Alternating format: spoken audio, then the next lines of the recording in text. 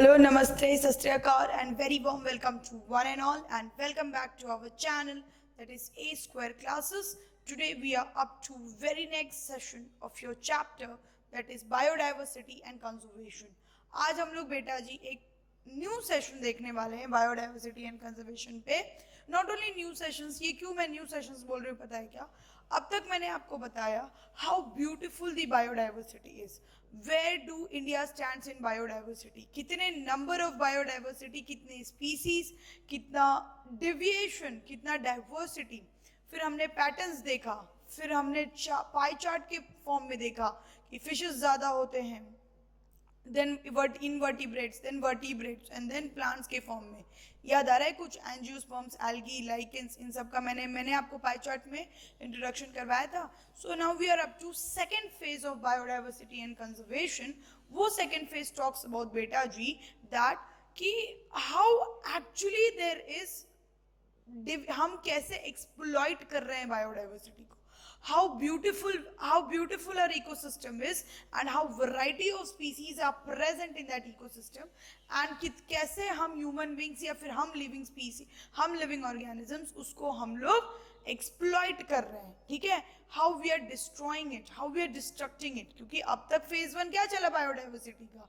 यही चला ना बेटा कि कितने ऑर्गेनिजम्स प्रेजेंट हैं, कितने कहाँ प्रेजेंट है, कितनी रिच स्पीसीज रिचनेस की बात कही. हमेशा हमने species richness की बात करी, but now we are not talking, we are moving on how we are exploiting those richness. So सबसे पहले हेडिंग डालना बेटा, एक वेरी फेमस साइंटिस्ट है जिसे क्वेश्चंस पूछे जाते हैं, उसका उस थीसिस का नाम है rivet-popper hypothesis. Rivet-Poppert hypothesis, which was given by a famous ecologist,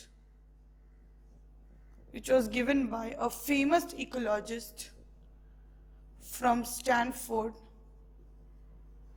by the famous scientist जिसका नाम था Paul एलरिच.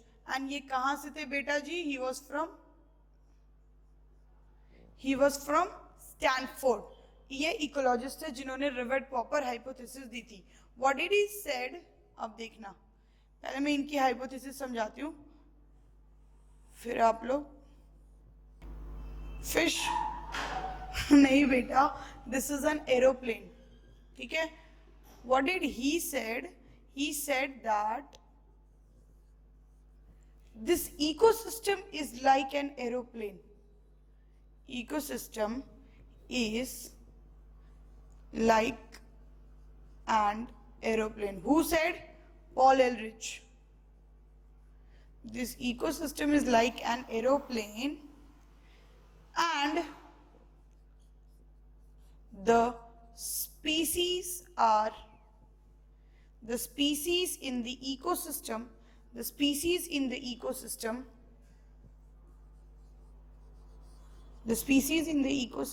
are like rivets of aeroplane.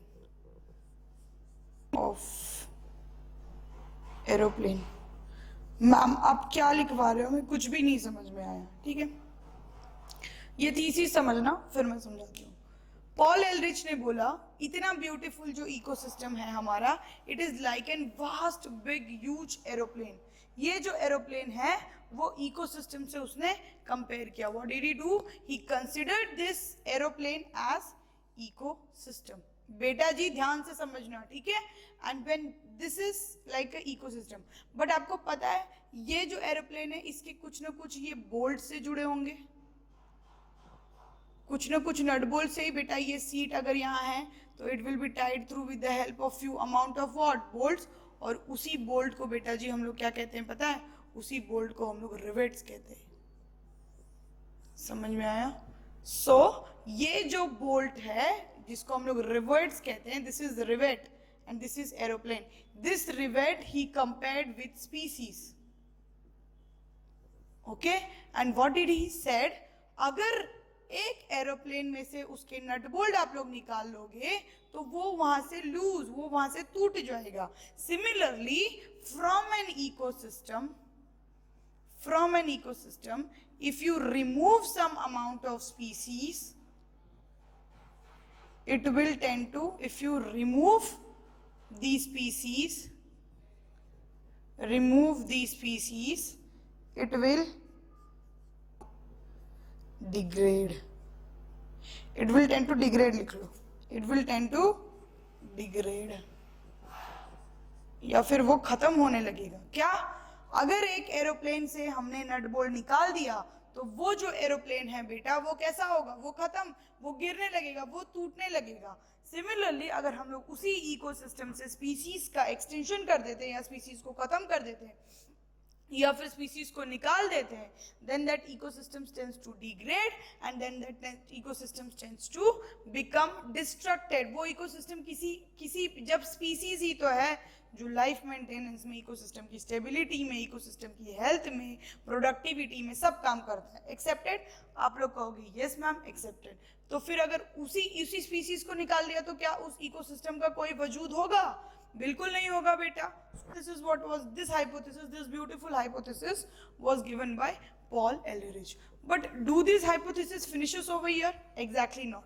इसी hypothesis ने उसने कहा था what if you go and remove the bolt, जिसका मतलब है रिवेट. रिवेट का मतलब होता है बेटा बोल्ट, नट बोल्ट पता है जिससे एरोप्लेन को टाइटिंग करते हैं, इसके विंग्स एंड ऑल. अगर आप लोग वो नट बोल्ट या फिर वो रिवेट इंजन का खोल दो तो बहुत डेंजरस हो सकता है ना. एरोप्लेन गिर सकता है या फिर it couldn't fly. After flying it could fell off. अगर इस एरोप्लेन में अगर आपने इसके इंजन का रिवेट निकाल दिया तो क्या होगा उस एरोप्लेन के साथ? वो अच्छे से वो फ्लाइंग से शॉर्ट ऑफ कर सकता है या फिर वो कहीं टकरा सकता है. something dangerous could happen. Similarly, when from an ecosystem if you remove some particular special species या फिर very important species, it may cause major harm to ecosystem and major destruction to ecosystem. समझ में आया?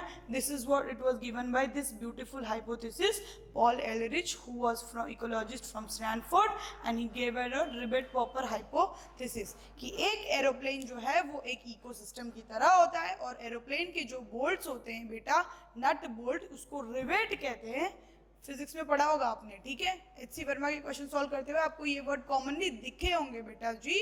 तो ये जो rivet है वो क्या करता है? वो एरोप्लेन के जो पार्ट्स है उसको टाइटली होल्ड करके रखता है. तो वही rivets is like a species in an ecosystem which interacts the ecosystem इतने अच्छे से, इतने properly, so that the ecosystem is not degrade. क्योंकि कल ही मैंने आपको बताया था importance of ecosystem is importance of species diversity in ecosystem was for productivity, for ecosystem health and then for ecosystem deviation. याद आ रहा है सब? डाइवर्सिटी मैंने पढ़ाया था बेटा. So this is what. Let's write his hypothesis. Shall we? Yes, चलो. सो अब समझ में आया क्या कहता था. और अगर इंपॉर्टेंट वाला रिवेट या इंपॉर्टेंट वाला नट बोल्ट निकाल लोगे तो देन इट इज डेंजरस. तो इंपॉर्टेंट वाली स्पीसीज अगर आप इकोसिस्टम से निकाल लोगे, वैसी स्पीसीज जिससे 4 डिफरेंट स्पीसीज डिपेंडेंट हो, तो क्या वो सरवाइव कर पाएंगे बेटा? नहीं ना. This is what it says. So, on basis of theory, Ribet-Popper hypothesis was given by a Paul Ehrlich, who was as an analogy he was from ecologist from Stanford, and he says that in an aeroplane ecosystem, all parts are joined together using rivets. और उसी rivets को उसने species से cover किया, compare किया, and उस aeroplane को उसने इकोसिस्टम से कंपेयर किया. Can you see that? And if every passenger travelling in it starts popping यानी रिमूविंग ऑफ द रिवेट. मैंने भी आपको कहा अगर आप वो नट बोल्ट निकालना चालू कर दोगे तो अ रिवेट यानी causing a species to become extinct, अगर वही आप लोग वो species के साथ भी करोगे बेटा जी तो वो species extinct होने लगेंगे. and in case of that it may not affect the flight safety, but for proper functioning of ecosystem initially it is affected, but later on जब बहुत ज़्यादा आप लोग निकाल लोगे rivet, it may affect the life of the species. and this is what it says.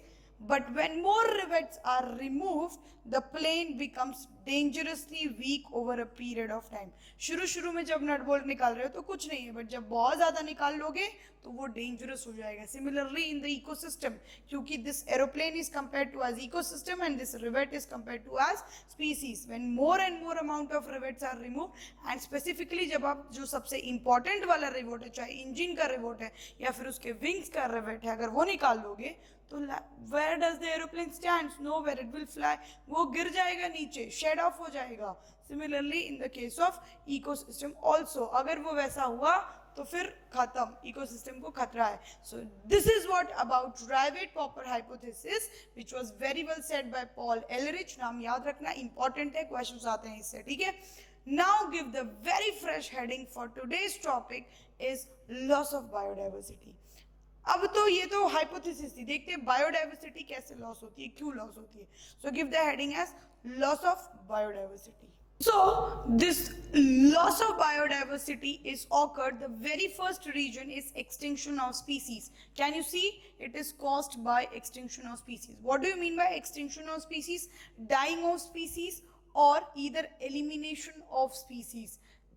वो species इस reason से खत्म हो जाना या फिर उसका नामो निशान मिट जाना, उसी को हम लोग कहते हैं वो एक्सटिंक्ट स्पीसीज हो गई. सच species which tend to over or their genetic makeup is over, we call them as what? Extinct species. Clear? And the very major cause of loss of biodiversity is extinction. आगे जैसे chapter बढ़ेगा मैं आपको types of extinctions पढ़ाऊंगी, ठीक है. And very आपको याद आ रहा है पहले के ज़माने में बचपन में आप लोग पढ़ते थे कि डायनासोर्स एग्जिस्ट किया करते थे, and then they got extinct, they got overed from our motherland earth. Why did this happen? I am going to teach you. So type of extinction, I will teach you that thing. Natural extinctions, mass extinctions and anthropogenic extinctions. These are three basic extinctions which generally occurs, okay? And a species becomes prone to extinction due to two categories.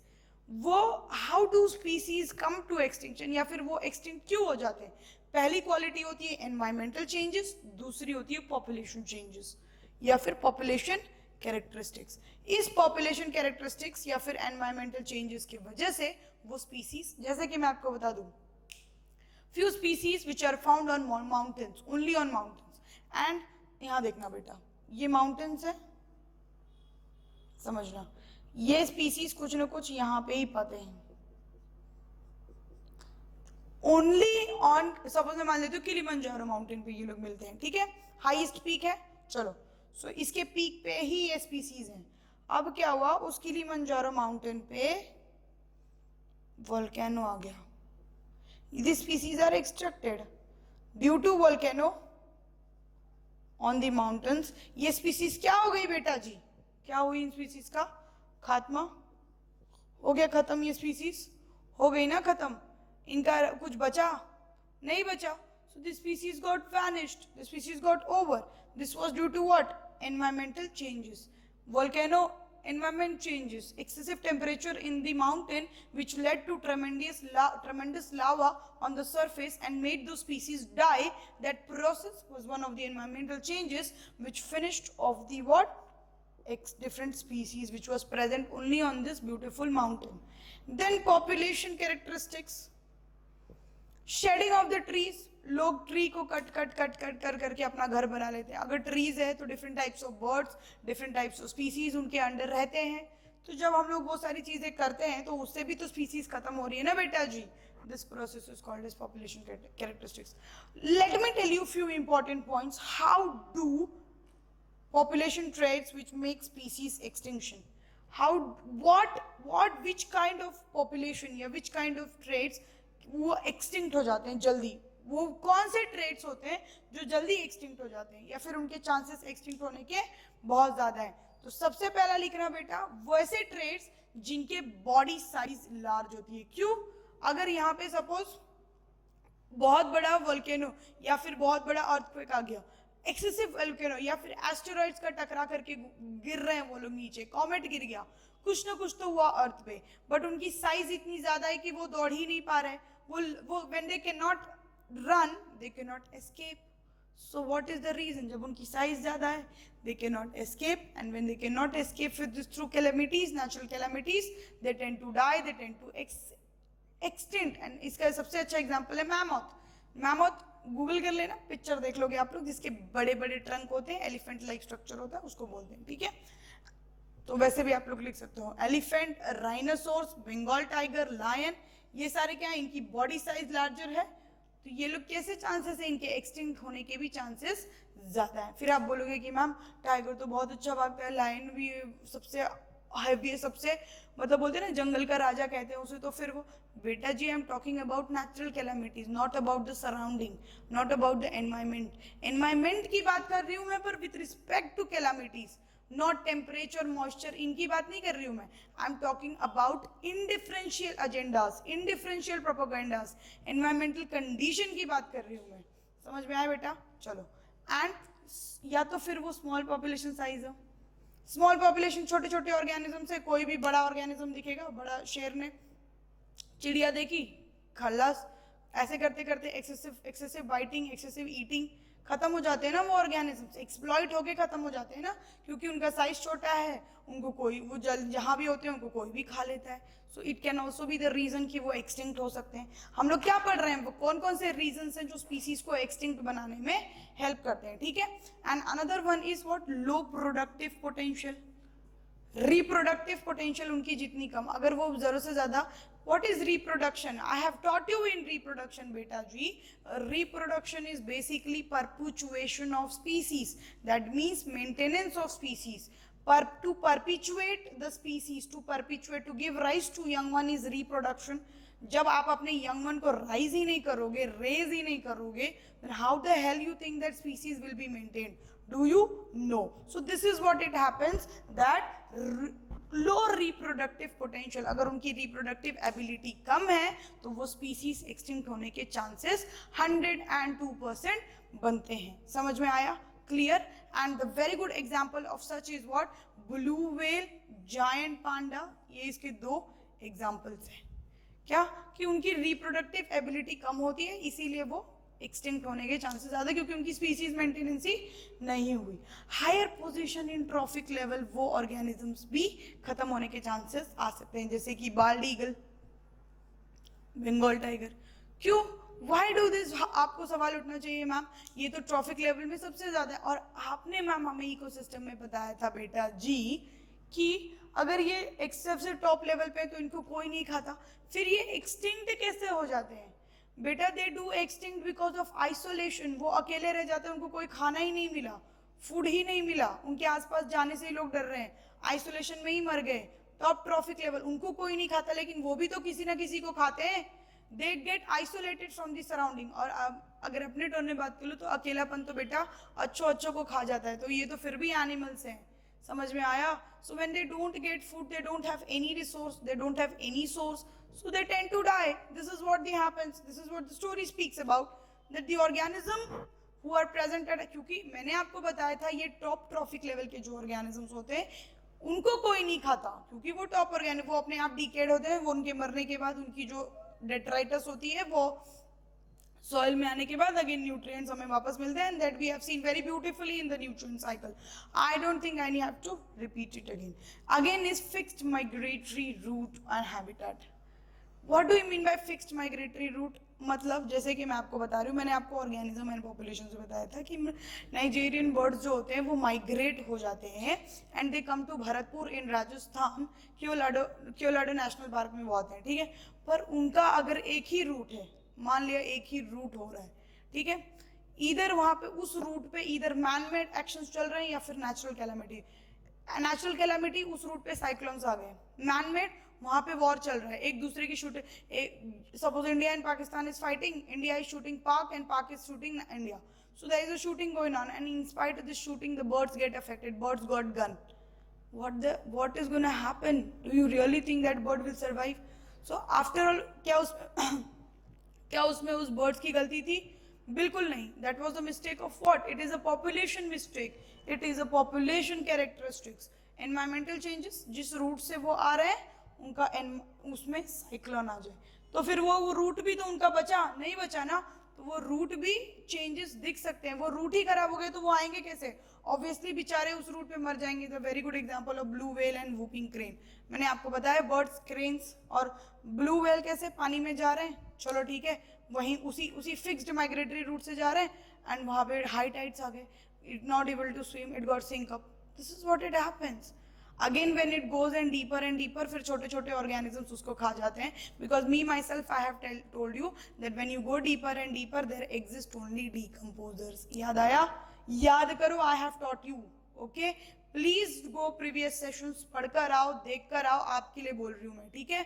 Do everything what you can do because hardly few months are left. जिसने कर लिया इस महीनों में वो जीत गया, और जिसने नहीं किया then again come back to NR ma'am for next year, फिर से शुरू करेंगे वही स्टोरी वही। But why to do that when you can get it in first attempt? I know you will get it. Why you doing these all things? It's very easy for you to do it. Because you have been given everything spoon feeding. Nothing is required much more than this to crack NEET. Got it? Nothing is required. When you eat a burger, you say I am loving it. And when you come to A Square, you say let's do it. We never say do it. We say let's do it. चलो साथ में करते हैं.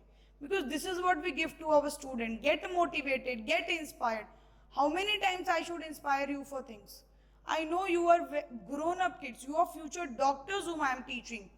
I don't think I need to come and give you all these things every day. After next 2 sessions, I have to motivate you. Really, I don't at all think, because you all are my kids. आप जो सब पढ़ोगे सब बन जाओगे, ठीक है? और रही बात, जो लोग कमेंट करके पूछ रहे थे कि कबीर सिंह जैसा डॉक्टर, बेटा कबीर सिंह डॉक्टर ही था। और दूसरी चीज, अगर वो बेहोशी में भी था तो भी मतलब वो अपनी सर्जरी टाइम से करता था। कम से कम डॉक्टर तो बनो, बाद में सोचना कि कबीर सिंह बनना है या फिर अच्छे सर्जन बनना है, ठीक है? चलो, सो फिक्स्ड माइग्रेटरी रूट और हैबिटेट को जो बर्ड्स फॉलो करते हैं उनकी भी लाइफ एक्सटिंक्ट होती है। And another point comes narrow range of distribution of small geographical range. और स्मॉल क्या मतलब हुआ इसका? मुझे भी नहीं समझ में आया, आप लोगों को समझ में आया क्या? अरे बेटा जी, जियोग्राफिकल एक्सटिंक्शन, ये जो स्पीसीज यहाँ पे मरे किलिमंजारो पे, उनका रेस्ट्रिक्शंस यहीं तक था। अगर ये होशियार होते तो ये कहीं यहाँ भी पा सकते थे क्या? ये यहाँ पे मिल सकते थे तो ये बच जाते ना दूसरे जगह पे, बट यहीं पे थे ये। तो ये सारे नैरो रेंज ऑफ जियोग्राफिकल और small range of geographical range, या फिर उनकी जो रेंज होती है डिस्ट्रीब्यूशन की वो बहुत छोटी होती है, या फिर स्मॉल जियोग्राफिकल रेंज होती है, ठीक है? I like example of woodland caribou, ठीक है? The very good example of extant island. बेटा आइलैंड है, अगल बगल से सब पानी है, सिर्फ आइलैंड पे ही डिफरेंट स्पीसीज एग्जिस्ट है। उसको कोई और स्पीसीज है क्या एक्सटेंशन के लिए? वो किससे अपना फूड, किससे अपनी चीजें शेयर करेगा? आपको अकेले ले गए, छोड़ दिया, कहाँ छोड़ दिया? गेस करो, फेवरेट आइलैंड। हवाई जाना चाहोगे? नहीं बेटा, हवाई पे भी लोग होते हैं, घूमते हैं, वो उनकी वेकेशंस मनाते हैं। Suppose I take you up and I seen you in Greenland, जहाँ पे कोई नहीं हो, सिर्फ आपको ग्रासेस वगैरह दिखे, ठीक है? What will you do? आपको क्या महसूस होगा ये चीज? अरे यार, पहले तो आप बहुत खुश हो जाओगे, यस अब यहाँ पे कोई टेंशन नहीं, मम्मी की जिक जिक नहीं, पापा की डांट नहीं, I have everything, I am happy over here. After 3 days, when nobody is there to talk to you, no one network, nothing, you will go mad. Seriously, you will start exciting, you will go mad, and then you will make some way to reach home. Somehow I have to reach home, and then you will understand the value of home, what happens actually in the home. Clear? So don't do that. Better enjoy the company of your parents, company of your loved ones, because it is precious. So this is what it says. Island species के पास कोई अगल बगल का नहीं होता, कोई interact नहीं होता. When there is no interaction, there is again destruction of species. And I have taught you 2 species to live their life. Very, very important thing is their interaction between 2 organisms. And I have taught you mutualism, commensalism, amensalism. याद करो सब सारी चीजें. Photo cooperation. याद आया? आ जाएगा, ठीक है? Lack of genetic variability. Plants के केस में देख लो, अगर वो सेल्फ पॉलिनेटिंग बार बार करें तो उनकी चांसेस होती है कि they tend to die easily. That's why the cross pollination let's to change the genetic makeup, show lot of variation, and जिससे वो डिजीज रेजिस्टेंस हो जाते हैं, not disease prone. So self pollinating flowers are more disease prone. This was the sentence which was asked among 4 of them, and you have to say yes. And cross pollinating flower are more accepted to towards what, towards variability, towards variation. समझ में आया? सो lack of genetic variability tends also to extinction of the species and inability to switch over the alternate food. मैंने आपको food web जब पढ़ाया था बेटा जी, ये कनेक्शन जोड़ना, मैंने आपको दो चीजें पढ़ाई थी. एक तो फूड चेन, मैंने आपको कहा था food chain is always unilateral, वो सिर्फ अकेला होता है, but food web is always interlinked. Food web कैसा चलता है बेटा? इंटरलिंक्ड होता है. अगर ये नहीं खा पाए तो वो भी खा लेंगे, ये नहीं खा पाए तो वो भी खा लेंगे. समझ में आया? Clear? This is what it says it. और कोई डाउट? चलो सो आगे बढ़ते हैं. Give the next heading in fresh the types of extinction. क्या टाइप ऑफ एक्सटिंक्शन आज हम लोग पढ़ने वाले? तो मैं आपको 3 टाइप ऑफ एक्सटिंक्शन बताऊंगी. कौन कौन से? नेचुरल बताऊंगी, जिसमें मैं बताऊंगी नेचुरल एक्सटिंक्शन, दूसरा मैं मास एक्सटिंक्शन बताऊंगी, तीसरा मैं एंथ्रोपोजेनिक एक्सटिंक्शन बताऊंगी. क्लियर? समझ में आया? सो हेडिंग डाल दीजिए बेटा जी, टाइप्स ऑफ एक्सटिंक्शन. चलो मिटा दूं ये? आप लोग कहोगे यस मैम, मिटा दीजिए. चलो. Today I have taught you Rivett-Popper hypothesis, then I have taught you loss of biodiversity. Loss of biodiversity is majorly due to extinction.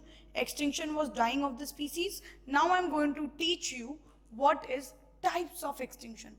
अगर वो extinction हो रहा है तो वो कितने टाइप का है? There are basically 3 types of extinction, which involves natural extinctions, which involve mass extinctions, and also involve anthropogenic extinctions. What is natural extinction? आपके हिसाब से क्या होना चाहिए? Also known as background extinction. Slow process and usually replacement of the existing species with the better adapted species due to alternative evolution. क्या कहना चाह रहा है ये कहना चाह रहा है कि अगर एक एनवायरमेंट में, ठीक है, अगर एक एनवायरमेंट में बहुत सारे स्पीसीज प्रेजेंट हैं तो उस species, that species is replaced by the most adapted species. जो स्पीसीज बहुत ज्यादा एडेप्टेशन दिखाएंगे, जो स्पीसीज बहुत ज्यादा फिट होंगे नेचुरल एनवायरनमेंट को, वो रहेंगे, और जो नहीं वो एक्सटिंक्ट हो जाएंगे. And this is what through natural, this is what through environmental factors, this is what through surrounding factor ना, इसीलिए इसको हम लोग नेचुरल एक्सटिंक्शन कहते हैं. And it is also called as background extinction, and it changes in the environmental conditions like predators and diseases. Pandemic हो गया, ऐसी डिजीज आई, महामारी आई, सब मर रहे हैं, एक स्पीसीज ही पूरी खत्म हो गई. ठीक है. प्रेडेशन, एक्सेसिव ईटिंग, अभी मैंने आपको बताया था, याद है, हैवी वीट जो डाला गया था, पार्थेनियम, एक्सेसिवली वो स्प्रेड हो जा रहा था क्योंकि दूसरे ऑर्गेनिजम्स को ऑक्सीजन नहीं मिल रहा था, वो भी मर जा रहे थे. Clear? So this is what it happens. Natural extinction, naturally वो एक्सटिंक्ट हो जाते हैं. क्यों? क्योंकि दूसरे किसी के वजह से वो सरवाइव नहीं कर पाते, वो अपना एडेप्टेशन दिखा नहीं पाते, वो फिट नहीं रह पाते. Clear? So this is what it is. And the very good example of it is a small population tend to show more natural extinction, क्योंकि वो छोटे होते हैं, उनकी एडेप्टेशन उतनी फास्ट नहीं होती, and as they move on with compare to time they tend to become extinct. And another example is glaciers fall on mammoth. सबसे beautiful example of natural extinction, मैंने आपको बताया स्मॉल पॉपुलेशन भी हो सकती है, लार्ज पॉपुलेशन की अगर मैं बात करूं, so it could be glaciers fall on mammoth. Mammoth ये बहुत बड़े बड़े ऑर्गेनिजम्स होते हैं. आप लोग एलिफेंटाइड जीनस के होते हैं, एलिफेंट जैसे होते हैं, और उनके ट्रंक बहुत बड़े होते हैं. They have a quite big trunk, and on top of that they also have a very big nail और very big जो उनके बोलते हैं ना टूथ होता है, वो काफी embedded होता है. I'll tell you something like that. They have this kind of tooth. ऐसे अगर ये इनका ट्रंक है तो यहाँ पे ये दोनों उनके व्हाइट कलर के दो बिग ये होंगे, क्या बोलते हैं, टूथ होंगे. So this is the reason. उनपे क्या हुआ, ग्लेशियर्स, बर्फ का पानी गिरा बहुत ज्यादा हैवीली, मतलब बोलते हैं ना बर्फ गिर रहे बरसात के मौसम में, तो उस मौसम में जब उनपे बहुत ज्यादा बर्फ गिरे, so they tend to die, and ये स्पीसीज एक्सटिंक्ट होने तक की भी आ गई थी. So this is an example of natural extinction. Next we are moving on to mass extinction. इसमें बहुत ज्यादा स्पीसीज का एक्सटिंक्शन नहीं होता, थोड़े स्पीसीज नेचुरल कैलामिटी की वजह से एक्सटिंक्ट हो जाते हैं. क्लियर? बट वही अगर बहुत ज्यादा n number of species extinct हुए तो उसको हम लोग मास एक्सटिंक्शन कहते हैं. The earth has experienced 5 mass extinction, and अब जो एक्सटिंक्शन चल रहा है वो 6th एक्सटिंक्शन चल रहा है बेटा. Which extinction? The right now the recent extinction is sixth extinction. याद रख लेना, ये आपकी NCERT पॉइंट है. और मैं आपको बता दूं, NCERT says that amphibians are the most extincted species, most prone. amphibians वैसे species होते हैं, NCERT की लाइन है, जाओ जाकर पढ़ लो, रट लो, लिख लो, आपको क्वेश्चंस में भी दिखेगा ये पॉइंट कि NCERT says that बेटा जी that most extincted species is what? amphibians. amphibians जो होते हैं वो सबसे extinct species के होते हैं. समझ में आया? कोई doubt? Clear? So this is what it is. Sixth extincted species is going on recently on the earth and 5 have been extincted by environmental catastrophe. यहाँ भी environmental से ही हो रहा है, but condition क्या है? mass, मतलब n नंबर, बहुत ज्यादा नंबर ऑफ एक्सटेंड हो रहे हैं. यहाँ पे थोड़े थोड़े एक्सटेंड हो रहे थे. Small population, mammoth, moment big था. लार्ज पॉपुलेशन होने के बावजूद भी वो नेचुरल था क्योंकि ग्लेशियर्स गिर गए, अपने आप गिर गए. पर यहाँ पर जैसे कि मैं आपको बता दूं, mass extinction occurred about 22.5 million years ago in Permian when 90% of shallow water invertebrates got died.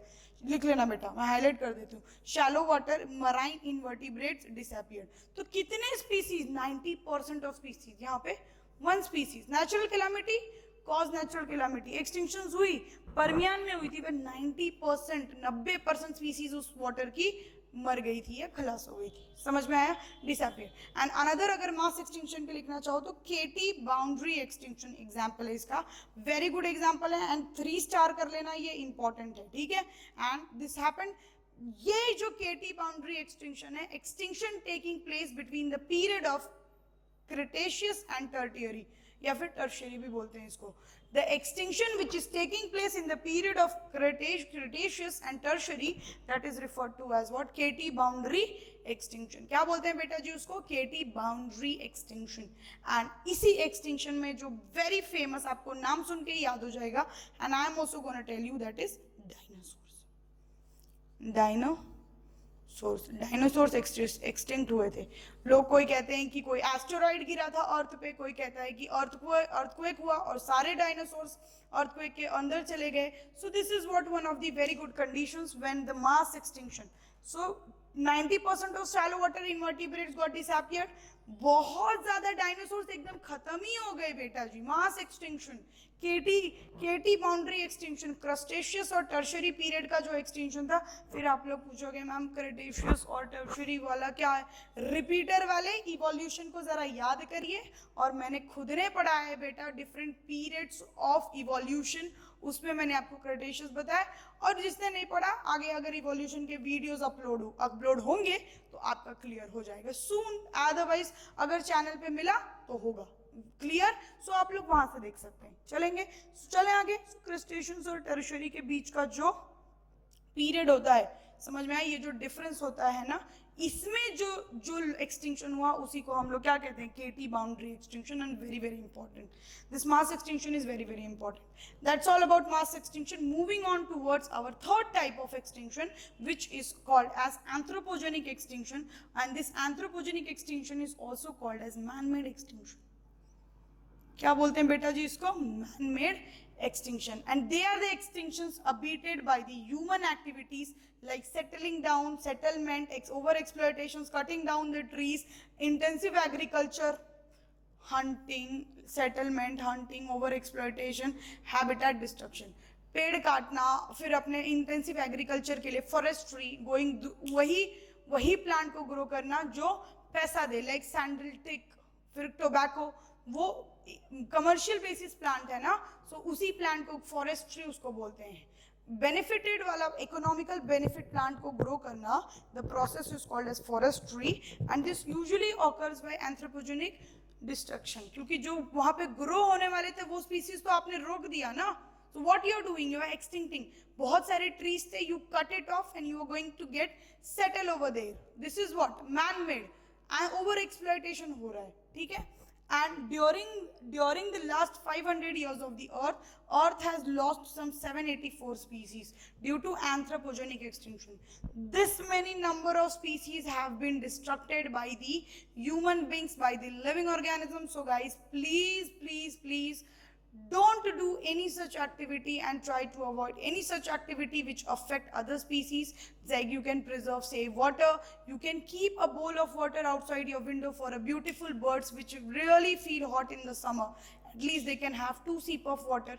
Didn't they? You can, right? This is just a measure of what? It is just a initiations of humble kindness. You show love towards such species. Now they are not something different.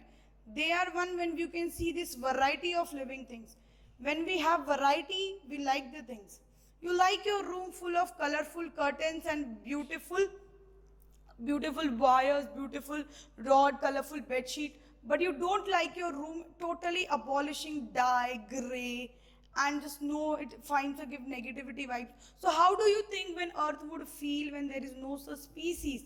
It may affect it because get emotionally bonded, save water, don't use excess amount of fuel which causes human pollution.